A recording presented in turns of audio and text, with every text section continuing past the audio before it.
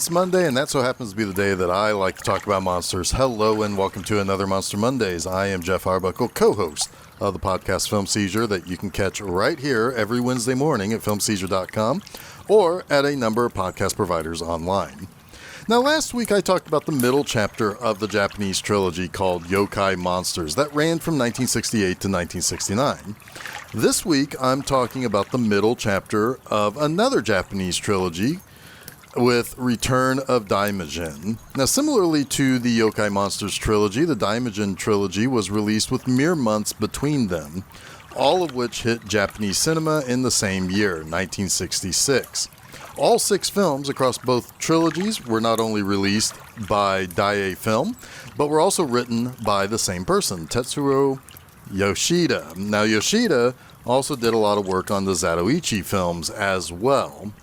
Now, in the first Daimajin film, a real jerk stages a coup and basically takes over a village and pretty much treats the villagers as peasants and slaves. 2 children escape, and they eventually grow up, and soon a pretty darn violent spirit, known as a kami, awakens. Now, this is our titular Daimajin. This giant stone creature dresses like a samurai and is more than happy to basically squash and destroy anything that he doesn't get along with. Eventually, the tears of the young woman who was one of the 2 escaped children from the earlier part of the movie quells the spirit's anger after he basically got rid of the guy who staged that coup, and he turns to rubble.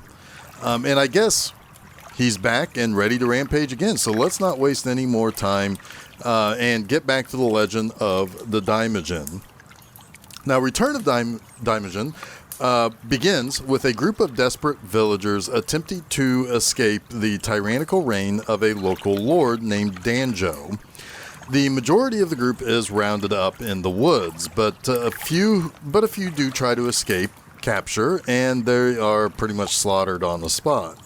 Now, a pair of what I believe are siblings do escape, and while we don't really ever see them again in the movie, we learn everything we need to know about Danjo and how he treats people, how he massacres people, and he's just generally not a good dude.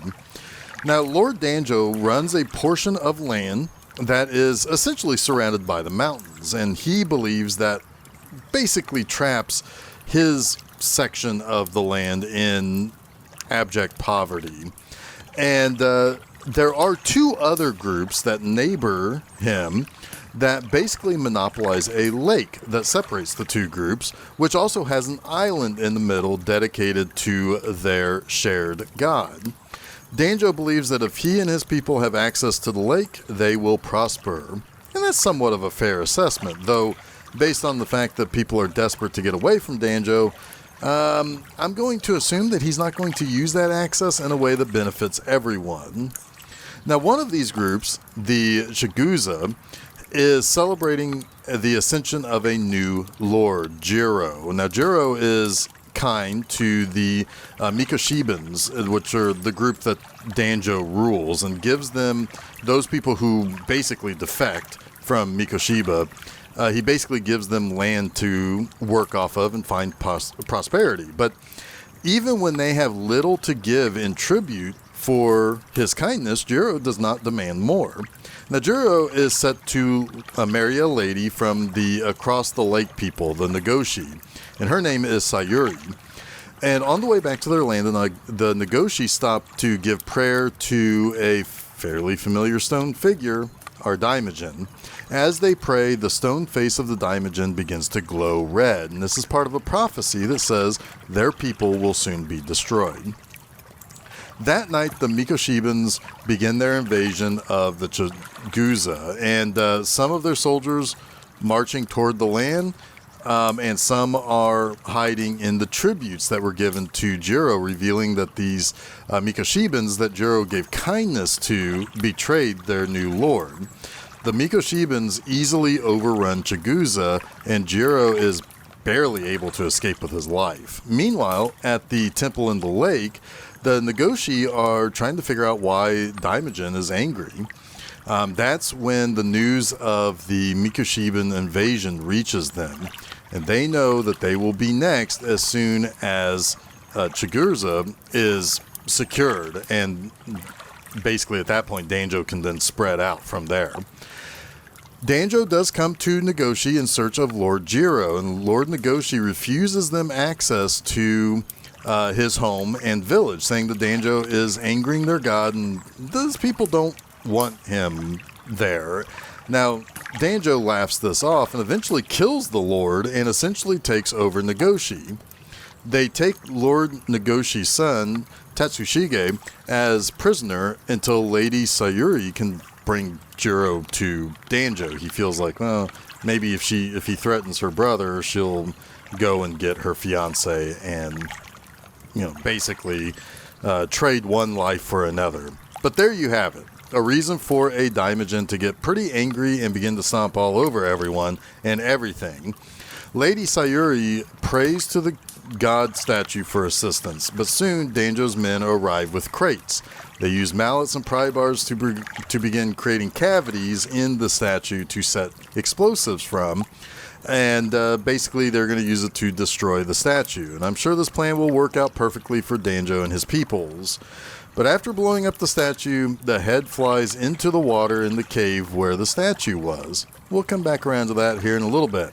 But lightning and thunder strike and the water begins to boil. However, these things pass with just a couple of minutes, and this leads the general of Danjo's forces that went there to destroy the god statue to basically believe that this is only coincidence. Now, considering that Lady Sayuri and a servant of hers should have been killed by being buried by the rubble of the statue, well, they were kept perfectly safe. So she believes that this is a sign that their god is still protecting them.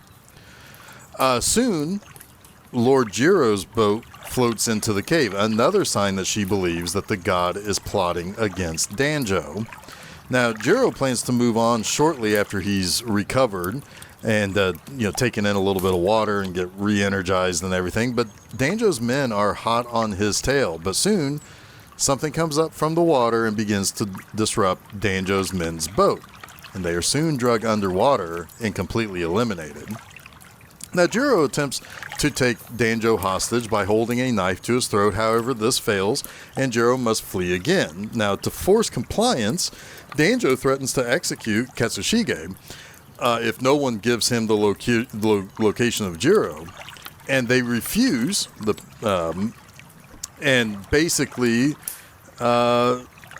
Katsushige is spared only at the last second when a kid throws a rock and hits Danjo in the head. Now, as Danjo's men chase the boy, he's able to double back and free Katsushige.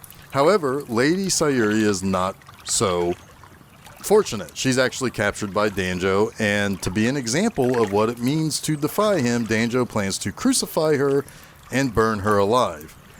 And they actually begin to do so. So yeah, Lady Sayuri is burned at the stake in order to squash resistance among the Nagoshi. But after 60 minutes of a 79-minute movie, Sayuri begins one more time to beg for her god to protect everyone she loves and her countrymen, even if she has to perish. Finally, as she pleads with tears rolling down her face, the god's island begins to erupt and shake. In Nagoshi, the winds pick up and the fire at the base of the stake that she's tied to goes out. In the cave where the head landed in the water, a vengeful Daimajin rises, and he changes his face to show his anger, and he begins to lay waste to Danjo's men. Now, Daimajin, he's kind of like Moses in this. He creates a path in the lake so that he can basically walk to Nagoshi to exact revenge on the Mikoshibans. Daimajin easily knocks down the fortress wall and stomps into the country, and Danjo's men begin to scatter in fear, as you would, But Daimajin removes Sayuri's stake to save her from harm, and then sets his sights on Danjo directly. Danjo threatens to kill Katsushige if the god does not stop approaching, and he basically uses only a glare to knock Danjo to his back on the ground. With the warlord on the retreat and their god in pursuit, the Nagoshi villagers begin untying the other captives while Daimajin begins tearing apart the village to destroy the Mikoshiban army. And eventually, burning Danjo alive. His revenge and bloodthirst satiated, Daimajin simply stares out into the horizon. He turns only to acknowledge Sayuri's gratefulness before returning to his original visage and disintegrating when he realizes his job is done. Now let's get to the three things that I like about Return of Daimajin. First up, I do like that this movie seems to be playing heavily on religion and faith as a tool to contrast the peaceful and well-to-do peoples of Chikusa and Nagoshi, while Mikoshiba is ruled by a power-hungry warlord who doesn't want to negotiate peacefully with the other two countries, but wants to conquer them and basically take everything. And I do feel like that maybe this is a little bit of an allegory for how the democratic countries of the West were seemingly more righteous or better off than the communist countries of like Russia and China. And this is because it's often claimed that communist countries ban religion, which is not accurate, by the way. They just kind of officially claim to be atheist. But this could be looked at as the religious, God-adoring people are successful because they are kind and sympathetic and empathetic to their people, as opposed to the cruelty on display of Danjo, who lacks those good qualities in a leader.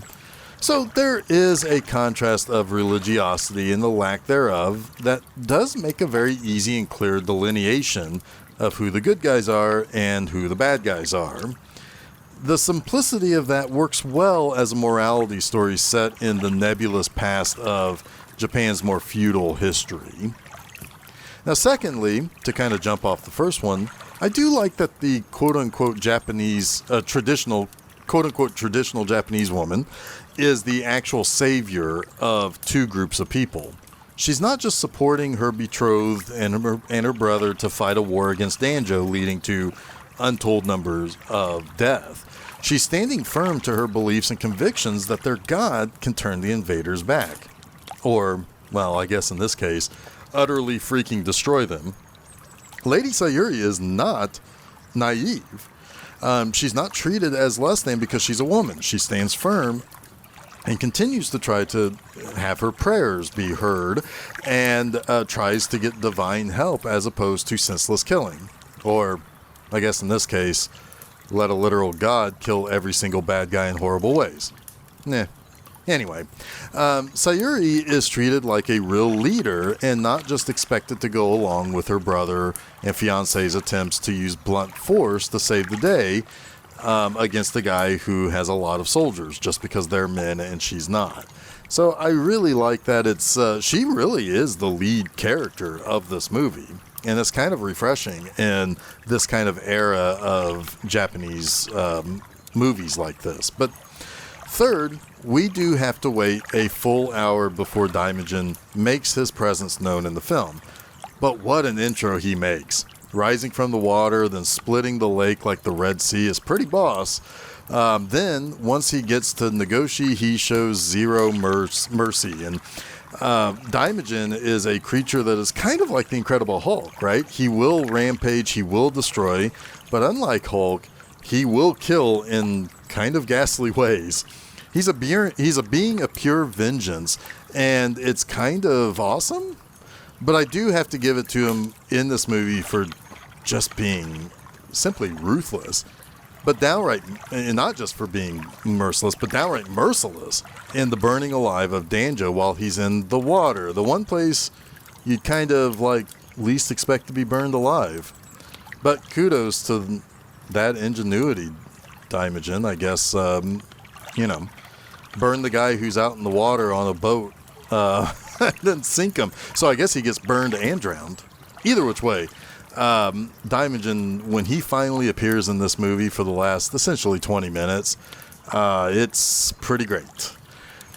That wraps up this week's Monster Mondays. You can catch new episodes of Monster Mondays each Monday at filmseizure.com. Don't forget to follow Film Seizure at Facebook, Twitter, and Instagram, and subscribe to Film Seizure to get both the Film Seizure Podcast and Monster Mondays at your favorite podcast providers, as well as YouTube. You can also check out my website, bmovieanima.com, to read new articles and reviews every Friday morning. Now, you know what? We've been in Japan checking in on Monster series. Let's do that just one more time before we return to the States. Join me next time for episodes 5 and 6 of Ultra Q. Until next week, stay spooky.